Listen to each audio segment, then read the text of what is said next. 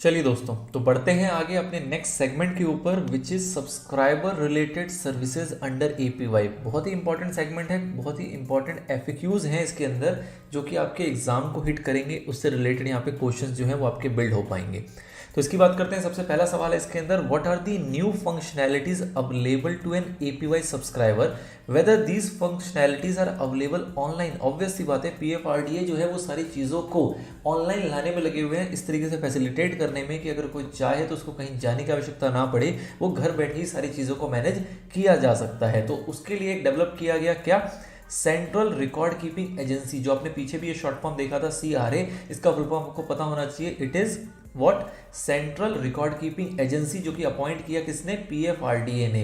क्यों, ताकि वो डेवलप कर सकें इस टाइप की फंक्शनैलिटीज को, ताकि सारी चीज़ें ऑनलाइन मैनेज हो सके। तो ये CRA है जो कि सारी चीज़ों को, सारी फंक्शनैलिटीज को डेवलप करता है सब्सक्राइबर को ईज प्रोवाइड करने के लिए, ठीक है, ताकि सब्सक्राइबर सारी चीज़ें ऑनलाइन घर बैठे मैनेज कर सकें। तो अब उन फंक्शनैलिटीज को हमें देखना है एक बाय एक कि किस तरीके से क्या क्या चीज़ें जो हैं जो आप घर बैठे कर सकते हो, आपको कहीं भी जाने की आवश्यकता नहीं है। नाउ सबसे पहला मॉड्यूल आता है इसके अंदर, इसमें बात करेंगे अपग्रेड और डाउनग्रेड की। मतलब कि किसी ने कोई पेंशन प्लान जो है वो ऑप्ट किया था लेट से 1000 वाला, अब इसको 2000 पे आना है। मतलब कि 1000 का उसने चूज किया था, वो कंट्रीब्यूशन उस अकॉर्डिंग कर रहा था, उसको 2000 पे आना है। तो उसके लिए उसको क्या करना पड़ेगा, या सपोज कोई 5000 का किसी ने आउट किया था, अब उसको 3000 पे आना है, मतलब डाउनग्रेड करना है, तो उसके लिए उसको क्या करना पड़ेगा, उसकी बात की जा रही है। तो इस फंक्शनैलिटी को किस तरीके से आप कर सकते हो, तो इसके लिए डिजिटल यूटिलिटी जो है वो ऑनलाइन अवेलेबल है, which is called APY upgrade, APY downgrade view, ठीक है। अब इसके अंदर क्या कर सकते हैं आप, तो इसके अंदर सब्सक्राइबर को क्या करना पड़ेगा, मिनिमम पेंशन जो है वो देखना रहेगा कि मिनिमम पेंशन उसका क्या है जो उसको वहां पे कंट्रीब्यूट करवाना है, जो कि जनरली हमने देखा था कि स्टार्टिंग में इंसान ऑप्ट करता है। अब जो पीएफआरडी की गाइडलाइंस है वो उसको एक फ्रीडम देती है कि भैया इसको आप चेंज कर सकते हो, आप जब चाहे उसको बढ़ा सकते हो, जब चाहे इसको घटा सकते हो, लेकिन कब और कितनी बार। तो इसको आप कभी भी बढ़ा सकते हो, घटा सकते हो, लेकिन एक साल के अंदर आपको ये फैसिलिटी सिर्फ एक बार दी जाती है। सब्सक्राइबर को एक बार सिर्फ दिया जाता है थ्रू आउट द ईयर। और ये कब से शुरू हुआ था, 1 जुलाई 2020 से इसकी शुरुआत हुई थी कि आप अपनी जो भी स्कीम आपने ऑप्ट किया उसको अपग्रेड या डाउनग्रेड कर सकते हो एक साल में सिर्फ और सिर्फ एक बार। तो ये आप कर सकते हो किसके थ्रू, ऑनलाइन फैसिलिटी के थ्रू। आप अपनी फ्रीक्वेंसी को भी चेंज कर सकते हो, जो भी आपने ऑप्ट किया था मंथली, क्वार्टरली, हाफ ईयरली, उसको भी आप चेंज यहाँ पे इजिली कर सकते हो। चलिए जी, अगला सवाल देखते हैं। अगली फैसिलिटी क्या है, pan card printing. PRAN card अगर आपको प्रिंट करना हो तो आप क्या वो कर सकते हैं, बिल्कुल कर सकते हैं। इसके लिए आपके पास क्या है, बेसिकली दो चीजें हैं, पैन कार्ड प्रिंटिंग हो गया, या फिर अगर आपको SOT फैसिलिटी चाहिए, स्टेटमेंट ऑफ ट्रांजेक्शन, अगर आपको देखना है, आपको जानना है क्या बैलेंस है, क्या स्टेटमेंट्स हैं, तो वो आप कैसे ऑप्ट कर सकते हैं। तो इसको भी यहाँ पे फैसिलिटेट किया गया और कहा गया कि भैया इंसान जो है वो चाहे तो फिजिकल पैन कार्ड ले या फिर फिजिकल पैन कार्ड वो मतलब जो भी हमारे POPs होते हैं उनके थ्रू उनके पास जाके वो उसको कलेक्ट कर सकता है, या फिर चाहे तो वो ENPS पोर्टल जो है, जितनी भी चीज़ें हैं वो आपकी बेसिकली ENPS पोर्टल से ही मैनेज होती है। यहाँ से NPS मैनेज होता है, वहीं से आपका APY भी मैनेज होता है। तो ENPS पोर्टल से आप जो है अपने फिजिकल पैन कार्ड को एक्सेस कर सकते हो, डाउनलोड कर सकते हो और अपने पास उसको रख सकते हो ईजिली, कोई दिक्कत वाली बात नहीं है। इसके लिए आप ये वाली फैसिलिटी आप जो है वो अपने मोबाइल ऐप से भी कर सकते हैं। मतलब कि आप पोर्टल पे जाके वहां से पैन कार्ड जो है आपका वो डाउनलोड कर सकते हैं, अपने स्टेटमेंट ऑफ ट्रांजैक्शन जो है वो डाउनलोड कर सकते हैं, और ये सारी चीज़ें आप अपने मोबाइल ऐप से भी कर सकते हैं, जो आपको आगे देखने को मिलेगा। बेसिकली आज के टाइम पे दो ही चीज़ें जो एग्जिस्ट करती हैं, या तो आप किसी पोर्टल पे जाइए, किसी वेबसाइट पे जाइए और वहाँ पे सारी चीज़ें मिल जानी चाहिए, और इसी की मैक्सिमम सुविधाएं आपको अगर मोबाइल ऐप पे मिल जाती हैं तो वो भी आजकल लोगों को पसंद आता है, क्योंकि वो काफ़ी आसान हो गया है। तो वो चीज़ आप यहाँ पे कर सकते हैं। This is also online now. अगला सवाल, नेक्स्ट फैसिलिटी क्या आती है आपकी, कॉन्टिन्यूएशन ऑफ APY अकाउंट। अब कॉन्टिन्यूएशन ऑफ APY अकाउंट का बेसिकली मतलब क्या है कि सपोज कीजिए एक सब्सक्राइबर है, सब्सक्राइबर की हो जाती है मृत्यु। अब सब्सक्राइबर की डेथ हो गई, लेट से उसने जो ये स्कीम में आया था वो आया था एट द एज ऑफ 25 और उसकी मृत्यु हो जाती है एट द एज ऑफ 45। अब 45 की मृत्यु होने के बाद इसके जो स्पाउस है उसके पास दो ऑप्शन बचता है, एक तो वो पूरा विड्रॉ कर ले पैसा जो भी जमा किया गया है, और दूसरा ऑप्शन बचता है कि वो इस APY अकाउंट को कंटिन्यू करे। कब तक, जब तक इस सब्सक्राइबर की 60 एज पूरी नहीं हो जाती। मतलब कि जो सब्सक्राइबर का बैलेंस पीरियड है, बैलेंस वेस्टिंग पीरियड है, उसको उसका स्पाउस जो है वो कंटिन्यू कर सकता है। वो सेम अमाउंट जितना भी ये कंट्रीब्यूट किया करता था सब्सक्राइबर, वो ये कंट्रीब्यूट करेगा उसके बिहाफ पे, और इसके बाद जो भी इसकी फैसिलिटीज है वो ऑब्वियसली इसको मिला करेंगी जो भी पहले से डिसाइडेड था। तो अगर किसी को ये कंटिन्यूएशन करना है तो क्या ये ऑनलाइन किया जा सकता है? बिल्कुल किया जा सकता है। जो स्पाउस है उसके पास ऑप्शन होता है कंटिन्यू करने का एपीवाई अकाउंट को, कब? जब उसके सब्सक्राइबर की क्या हो जाती है?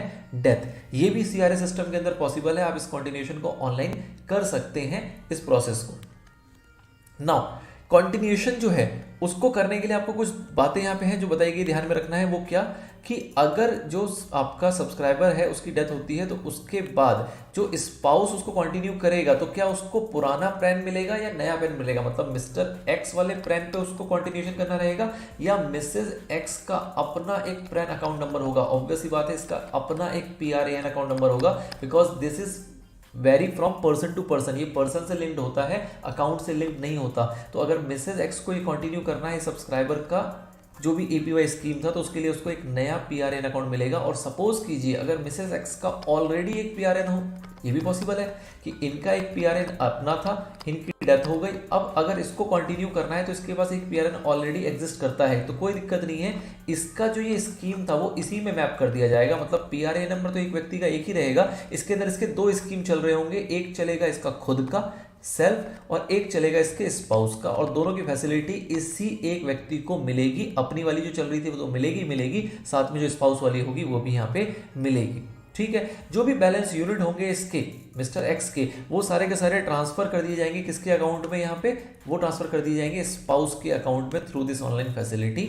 और स्पाउस जो है वो अपने सेविंग बैंक अकाउंट से कंट्रीब्यूट करेगा। This is also very normal कि भैया स्पाउस जो है वो अपने सेविंग बैंक अकाउंट से कंट्रीब्यूट करेगा। अपने जो सब्सक्राइबर था वो तो रहा नहीं, तो उसका सेविंग बैंक अकाउंट भी नहीं बचेगा, तो उससे कंट्रीब्यूट करने का यहाँ पे कोई ऑप्शन नहीं बच जाता है। ठीक है सर।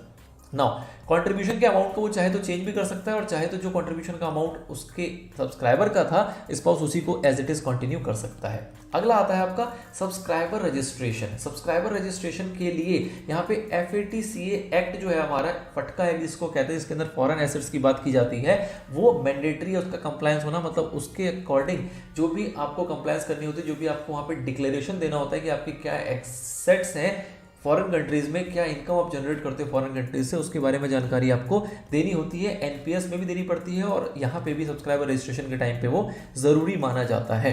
ठीक है, इसके अलावा सब्सक्राइबर रजिस्ट्रेशन में ऑनलाइन आप क्या क्या चीजें कर सकते हैं? तो किसी अगर नए सब्सक्राइबर को आना है, नए सब्सक्राइबर को अगर ज्वाइन करना है तो वो रजिस्ट्रेशन करा सकता है यहाँ पे ऑनलाइन फैसिलिटी के थ्रू। उसके बाद अगर किसी नए सब्सक्राइबर को आना है तो वो आ गया। दूसरा, अगर कोई ऑलरेडी NPS लाइट का सब्सक्राइबर, अब NPS लाइट बेसिकली क्या है? वो NPS लाइट जो है वो एक कह सकते हो मिनी NPS टाइप की फैसिलिटी थी, जो कि पेंशन की फैसिलिटी प्रोवाइड करती थी बिफोर APY एंड NPS। तो अगर किसी ने ये ऑप्ट किया हुआ है जो आज के टाइम पे एग्जिस्ट नहीं करता है, और इसको अगर यहाँ से ट्रांसफर होकर अपने सारे बैलेंसेस को, सारे फैसिलिटीज को APY में लाके शिफ्ट करना हो, तो ये भी माइग्रेशन का काम यहाँ पे पॉसिबल है। ठीक है, उसके बाद जैसे कि आपने देखा कि स्पाउस को अगर आना है तो स्पाउस को भी रजिस्ट्रेशन कराना पड़ेगा। जब सब्सक्राइबर की डेथ हो जाएगी तो उसके स्पाउस को भी रजिस्ट्रेशन कराना पड़ेगा, तो वो वाला रजिस्ट्रेशन जो है वो भी आप ऑनलाइन फैसिलिटीज यहाँ पे कर सकते हो, कोई दिक्कत वाली बात नहीं है। कैसे करोगे आप? ENPS के जरिए। कैसे करेंगे हम? ENPS के जरिए ये वाली काम किया जा सकता है। APY@ENPS digital on boarding facility into APY में आने के लिए डिजिटल फैसिलिटी, जिसके अंदर आप खुद का रजिस्ट्रेशन कर सकते हैं। अगर माइग्रेट करना है तो आप वो कर सकते हैं, और अगर किसी की डेथ होने के बाद अगर उसके स्पाइस को रजिस्ट्रेशन करना है और वो लिंक करना है अपने अकाउंट को सब्सक्राइबर के साथ, तो वो भी यहाँ पे किया जा सकता है। आपको किसी भी प्रकार की फिजिकल फॉर्म कहीं भी सबमिट करने की आवश्यकता या कहीं भी जाने की आवश्यकता नहीं है। उसके बाद आता है आपका CGMS। बेसिकली क्या है कि अगर सेंट्रल ग्रीवेंसेस मॉनिटरिंग सिस्टम, मतलब कि अगर ग्रीवेंसेस को मॉनिटर करने की बात करें तो उसके लिए भी एक अलग से मॉड्यूल है, which is APY grievances module, जिसके अंदर जो भी आपके ग्रीवेंसेस हैं वो आप लॉक कर सकते हो, उसके अंदर उसको फैच कर सकते हो, उसके अंदर आप उसको इंसर्ट कर सकते हो, जो भी आपकी दिक्कत है, जो भी आपकी परेशानियां हैं। कौन इसको कर सकता है? आप खुद भी इसको कर सकते हैं, या फिर आपके जो APY SP हैं, SP बोले तो सर्विस प्रोवाइडर्स हैं, जो आपके POPs वगैरह होते हैं, ये सर्विस प्रोवाइडर भी आपके बिहाफ पे आपकी ग्रीवेंसेस, आपकी क्वेरी, आपकी रिजोल्यूशन वगैरह को चेक कर सकते हैं, डाल सकते हैं, उसका स्टेटस देख सकते हैं। ये सारी सुविधाएं इनको भी प्रोवाइड की गई है, जो कि ऑनलाइन मॉड्यूल के जरिए हो जाता है। बात करें मोबाइल एप्लीकेशंस की, तो हाँ जी, इसका मोबाइल एप्लीकेशन भी एप्लीकेबल है। अवेलेबल है। ये जो मोबाइल एप्लीकेशन है, जैसे आपने एनपीएस का देखा था, तो एनपीएस जो है वो आपका गूगल प्ले स्टोर पे भी अवेलेबल है और साथ ही में वो आपका एप्पल प्ले स्टोर पे भी अवेलेबल है। लेकिन अगर बात करें हम APY की, तो APY जो है वो आपका सिर्फ और सिर्फ गूगल प्ले स्टोर पे ही अवेलेबल है, एप्पल पे नहीं है। आप इसको इस तरीके से लिंक कर सकते हैं कि भैया ये बिल्कुल गरीबों के लिए स्कीम बनाई गई है, जो कि बिल्कुल मिनिमम पेंशन की बात कर रहा है, तो वो लोग एप्पल का फोन क्या ही यूज करेंगे। गूगल एंड्रॉइड जो है वो आपका स्मार्टफोन नॉर्मल रीजनेबल फोन्स के अंदर भी ये फैसिलिटी प्रोवाइड हो जाती है। तो इसलिए इस ऐप को भी जो रखा गया है वो किस पे रखा गया है, सिर्फ और सिर्फ गूगल प्ले स्टोर पे। किस नाम से है ये ऐप, ये ऐप का नाम आपको पता होना चाहिए, एग्जाम में पूछा जाने वाला सवाल है ये। इस ऐप का नाम है APY and NPS light. APY and NPS light के नाम से आप सर्च करेंगे तो आपको ये ऐप मिल जाएगा और इस ऐप से भी आप अधिकतम अपने सारे काम जो है वो इजीली कर सकते हैं। ठीक है सर, आगे बताइए इस ऐप के अंदर क्या क्या चीजें आपको की जा सकती है। तो मोटी मोटी चीज आपको पता होनी चाहिए कि आप अपने लास्ट रिसेंट के 5 ट्रांजैक्शंस इसके अंदर आप ट्रैक कर सकते हैं, चेक कर सकते हैं। ये ऐप जो है फ्री ऑफ कॉस्ट अवेलेबल है, कोई भी इसके चार्जेस आपको नहीं देने होते। अगर आपको ट्रांजैक्शन डाउनलोड करना है तो आप वो डाउनलोड कर सकते हैं। अगर आपको स्टेटमेंट डाउनलोड करना है तो वो भी आप फाइनेंशियल ईयर वाइज डाउनलोड कर सकते हैं। और अगर आपको अपना पैन कार्ड डाउनलोड करना है तो वो भी आप यहाँ से डाउनलोड कर सकते हैं। मोरलेस आप ऐसा समझ लो कि ये एप्लीकेशन के जरिए जो नॉर्मली सारी सिनेरियो जितनी भी पॉसिबल होते हैं वो सारा कुछ यहाँ से किया जा सकता है। ठीक है, अब ये सारे फीचर्स जो है वो आपको कहाँ मिलेंगे, तो आपको पता ही है NPS CRA की वेबसाइट है जो NSDL से लिंक्ड है, इस पे आप जाएंगे और आपको ये सारे फीचर्स जो है वो आप एक्सेस कर सकते हैं। Whether various forms under APY are available, मतलब किसी को माइग्रेट करना है, किसी को सब्सक्राइबर रजिस्ट्रेशन फॉर्म भरना है, डेथ होने के बाद वाली फैसिलिटी करनी है, तो इन सभी के लिए सेपरेट फॉर्म्स है। ये सारे सेपरेट फॉर्म कहाँ पे अवेलेबल हैं, तो अगेन सेम वेबसाइट है, इस पर आप जा सकते हो। इस पर आपको सारे जो फॉर्म्स हैं वो अवेलेबल हैं, आपको वहाँ पे मिल जाएंगे, आप उसको वहाँ से डाउनलोड कर सकते हैं। Will there be any option to increase और decrease the monthly contribution for higher और लोअर पेंशन अमाउंट, ऑब्वियसली ये तो हमें पहले से पता है। तो नया क्या बताया गया, तो देखो आप जब इसको पढ़ोगे तो आपको पता लगेगा कुछ चीज़ें आपको यहाँ पे नई भी बताई जा रही हैं। ये तो हमें पता है कि ऑप्शन है, हम चाहे तो अपने कंट्रीब्यूशन को बढ़ा घटा सकते हैं, चाहे तो अपने पेंशन अमाउंट को बढ़ा घटा सकते हैं, ये फैसिलिटी तो हमारे पास है। और ये हम कितनी बार एक्सरसाइज कर सकते हैं, ये इंपॉर्टेंट सवाल है। साल में सिर्फ और सिर्फ एक बार, once in a financial year आप इसको एक्सरसाइज कर सकते हैं। ठीक है, उसके बाद अब यहाँ पे बात आती है कि सपोज कीजिए आप अपग्रेड करते हैं, तो अपग्रेड करेंगे तो एक डिफरेंशियल अमाउंट क्रिएट होगा। उसका क्या मतलब कि आप पहले 1000 के पेंशन अमाउंट पे थे, अब आप 2000 पे जाना चाहते हैं। जैसे 2000 पे जाएंगे तो आपका कंट्रीब्यूशन जो है वो पहले कम जा रहा होगा, अब उसके मुकाबले ज़्यादा जाएगा। अब ये कंट्रीब्यूशन लेट से था पहले 50 रुपये, अब कंट्रीब्यूशन आपका जा रहा है 100 रुपये।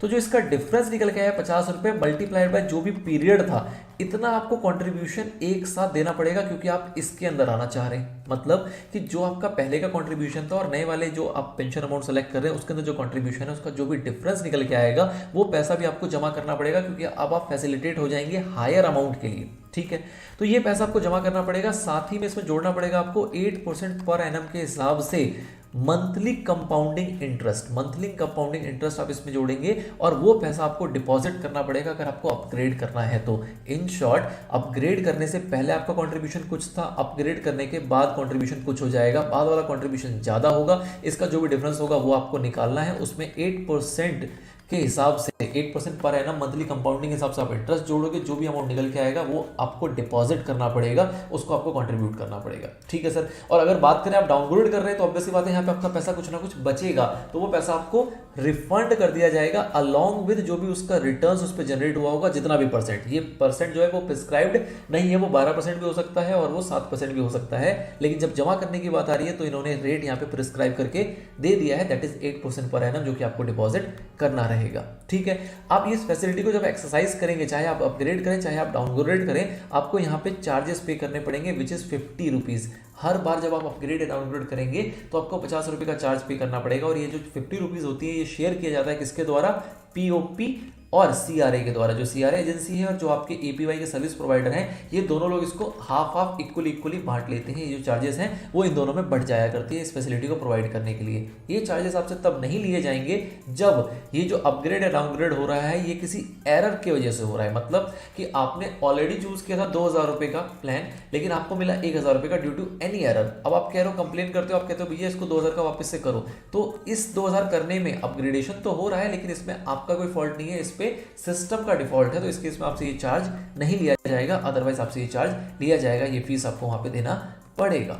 Now how will I know the status of my contribution, आप अपने कॉन्ट्रीब्यूशन का स्टेटस कैसे देख सकते हैं? तो जो भी आपका कॉन्ट्रीब्यूशन होगा, जब जब कॉन्ट्रीब्यूशन हुआ करेगा आपको इंटीमेट किया जाएगा थ्रू एसएमएस। जो भी आपका रजिस्टर्ड मोबाइल नंबर होगा उसके थ्रू आपको एसएमएस प्रोवाइड किया जाएगा, नंबर 1। नंबर 2, आप चाहें तो आप इसके मोबाइल ऐप के थ्रू भी एक्सेस कर सकते हैं, आप चेक कर सकते हैं कि आपका कंट्रीब्यूशन का स्टेटस क्या है, कितना पैसा आप कंट्रीब्यूट कर चुके हैं और कितना उसके अंदर फंड आपका अवेलेबल है। और साथ ही में एक फिजिकल स्टेटमेंट भी आपके घर के पता पे भेजा जाएगा, आपके घर का जो भी पता है उस पर डिलीवर किया जाएगा once in a financial year. हर साल में एक बार जो भी पूरे साल का आपका स्टेटमेंट होगा वो आपको प्रोवाइड किया जाएगा, आपको वो चिट्ठी पोस्ट के थ्रू आपके पास भेजा जाएगा, आपके जो भी रजिस्टर्ड एड्रेस होगा उस पर।